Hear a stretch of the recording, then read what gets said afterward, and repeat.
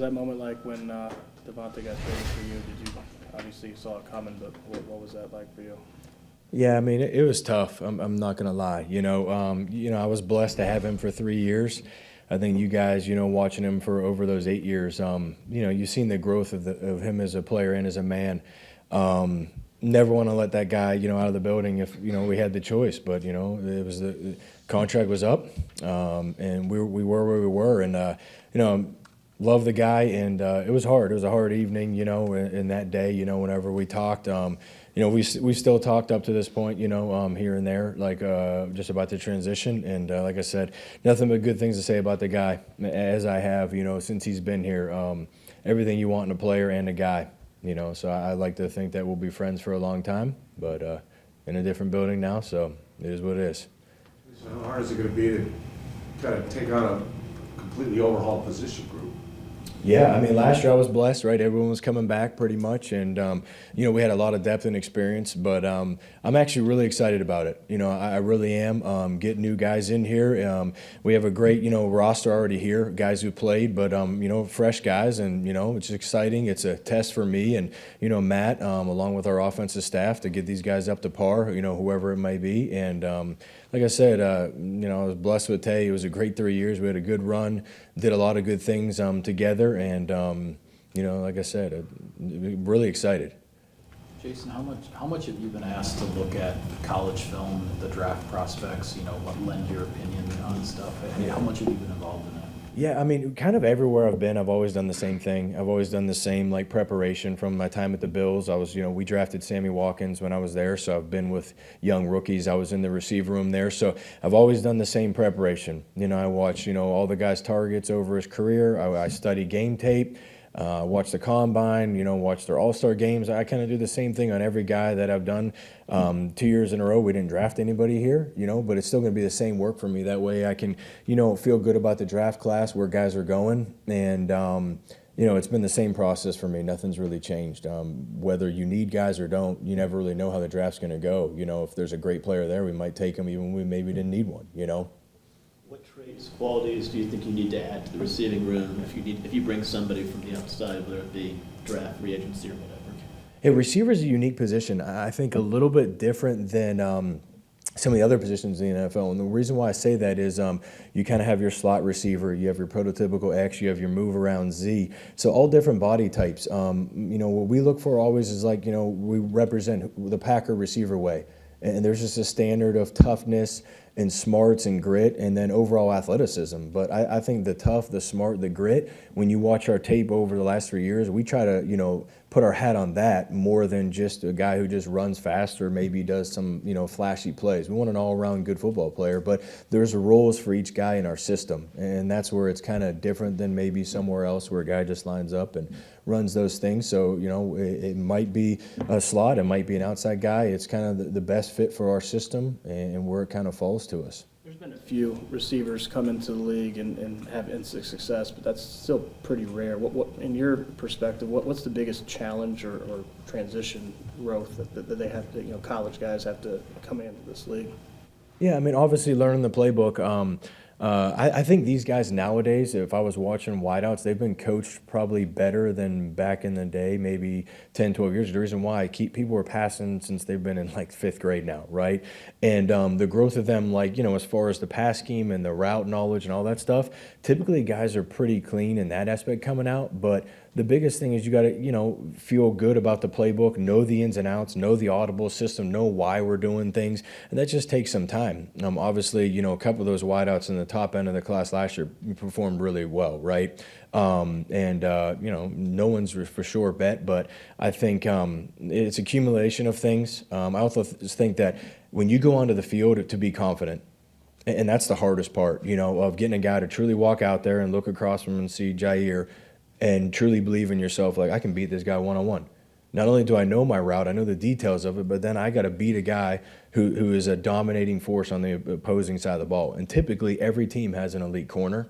So you're going up against guys that, you just got to have that confidence. And I think that for some guys takes a little bit more time than others. And you look back at DeVante, and I drafted Sammy in that class, and there's other guys, and Sammy was a great player. But I think DeVante was a 2-star coming out who continued to develop and progress, right? He was maybe the 6th receiver drafted. It was a continued climb, right? And he got his confidence there. He learned the playbook. He learned what Aaron was looking for, maybe what the staffs were looking for. And so it's just a gradual growth, and every day just trying a way to get 1% better. Jason, what was your message to Amari after last season? Where do you see him kind of taking as far as that next step now going into year 2? Yeah, just like I talked about the confidence, I think that's the biggest thing for him is how can you go out there and just believe in yourself the way you did when you were at Clemson.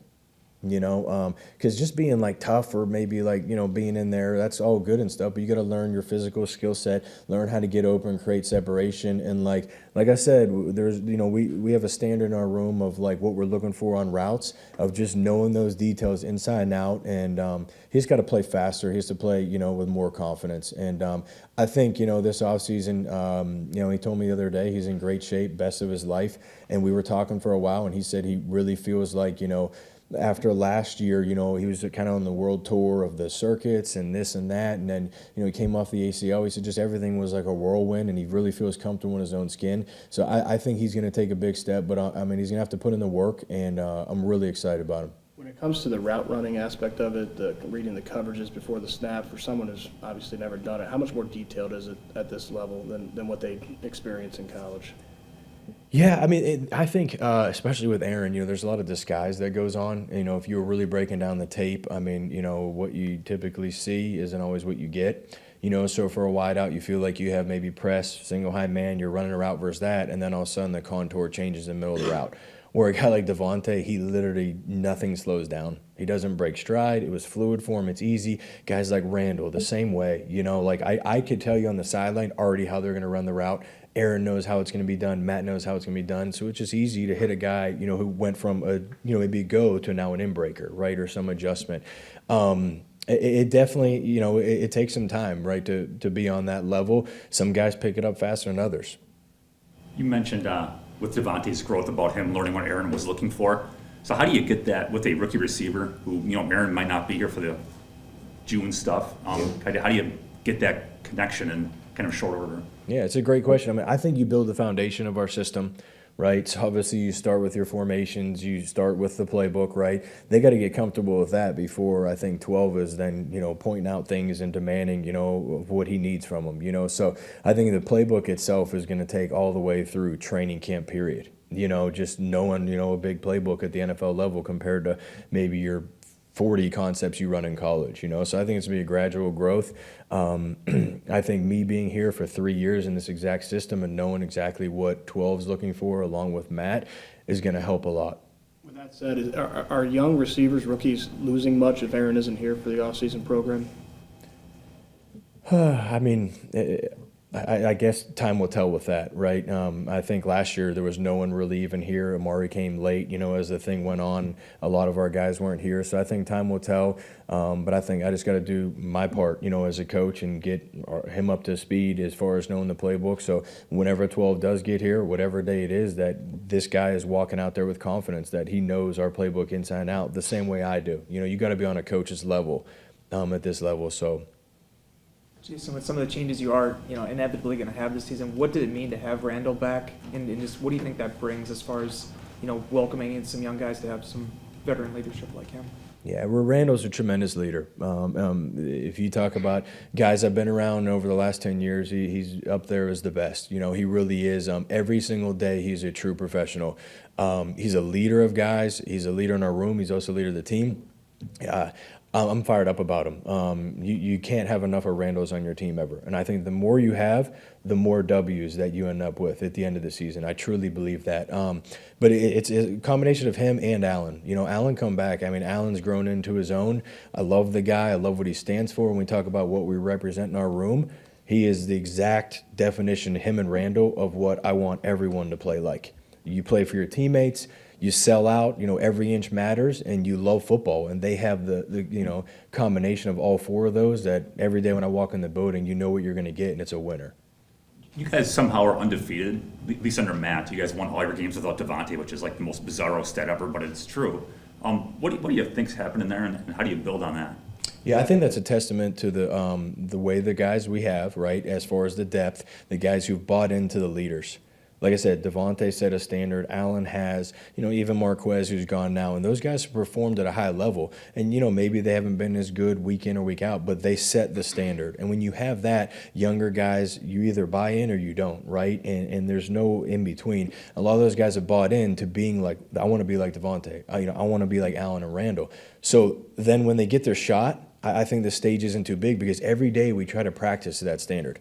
We try to make the practice to be just like games. So those guys have stepped up. And then I think it's also a testament to the credit to the O-line and guys like Aaron and Aaron Jones of how good those guys are to maybe we had to run the ball a little bit more, and that's okay, I think it's just worked out that way. I never say to myself, oh my gosh, I'd rather not have him here, but it happened. We won a lot of games, and I remember one time Tay was joking with me, and this is probably last year, he goes, you don't need me anyway. What's the big deal? He's like, we're winning without me, right? He's like, aren't we? And I was like, well, yeah, I guess, we are. But it's, a little more gray hairs whenever he wasn't out there, and I had to prep a guy who's never played before. But the system, I think the culture has been set, and we try to, it's a new year. We got to rebuild and get back to that. DeVante, being DeVante, obviously you always want to throw him the ball. Is there any validity to the idea that maybe Aaron got a little too locked in on him at times? I mean, I'm not in Aaron's head. I know I played quarterback in my past. I would want to throw him the ball. When you watch the tape of, you look truly at how many times he gets open, whether he gets the ball or doesn't, it's a high percentage rate, So I could see pretty much any QB in any building feeling comfortable, being like, he's going to win that one-on-one versus that corner. So, yeah, I'm going to probably look there.